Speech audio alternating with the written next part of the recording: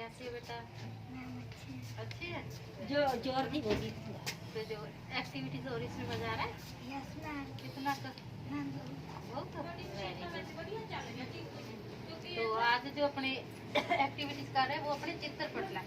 चित्रों को देख के अपने को उसमें से प्रश्न पूछूंगी आपको कि ये कौन क्या कर रहे हैं, तो बताओगे?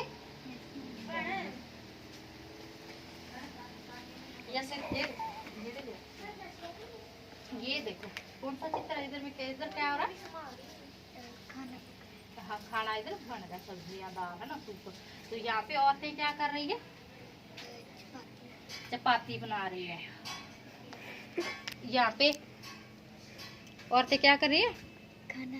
खाना खा रहे हैं। Very good. फिर आगे यहाँ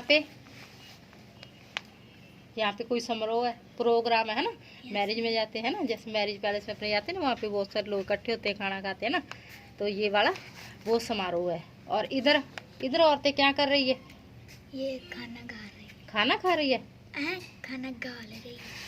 खाना डाल रही है। देखिए, तो आज अपने चित्र पठन में से प्रश्न पूछे तो आपने बताए, तो बहुत अच्छी बात है। तो मजा आया आपको इस एक्टिविटीज में? कितना का? Very good.